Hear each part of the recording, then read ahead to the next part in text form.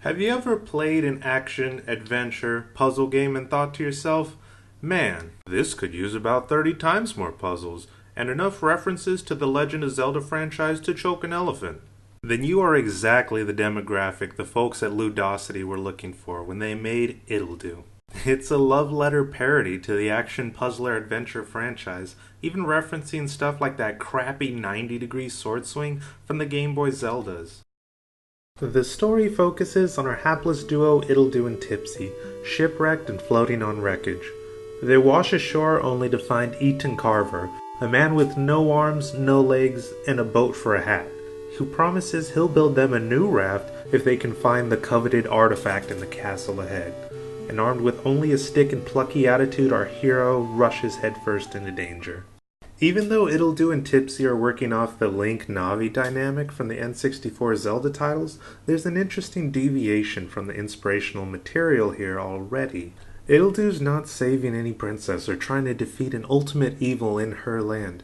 Oh yeah, spoilers, Ittle's a girl. She just travels the seas with Tipsy looking for fun adventures. Since Ittle's all about, yeah, woo, fun adventures, rather than an overarching story or timeline, it doesn't need to stop you from going anywhere in the game for plot purposes. Taking away a lot of metaphorical keyholes, like an item or an NPC event.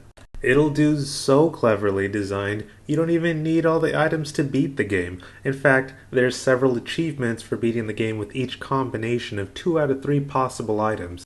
Getting these items can be a big load of crap. You have to find the treasure chests full of money in the castle first, then you take your money to Eaton Carver for the chance to get the item in question. You're stripped of your items and sent to the corresponding themed dungeon somewhere on the island, with only your stick. Imagine this in your day-to-day activity. You go to Home Depot to get a circular saw to make a workbench, and as you pay at the register they say, "I'm sorry sir, but we're sending you back to aisle 7 to a wood-themed dungeon where you must use the circular saw to overcome the obstacles ahead. Also, there's a dragon at the end of it. New store policy." Oh yeah, and when you finally get back, you find they threw your belongings in a trash can. Aside from the main story, this game has plenty of replay value to completionists and achievement hunters out there. There is 26 cards to collect, speedrun achievements, limited inventory achievements, a master cave that tests every skill you've learned and then some, and unlocking a gallery of concept art and writer's notes. Is it all worth it? Yeah, probably not, but it is a nice way to extend the less than double-digit game time from the main story. If you play Ittle and enjoy it, then good news. Ittle 2 is in the works already. In a dev blog note, Ittle 2 will focus more on the overworld than just one castle.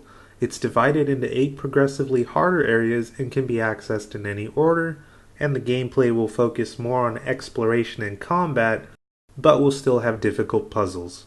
You can follow them at www.ludosity.com.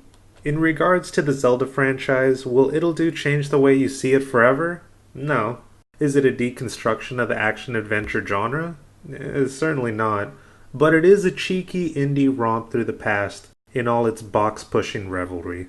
Ittle's available on Steam, GOG, the Humble Bundle, and the Wii U store. As they say in Sweden, hej då and farväl!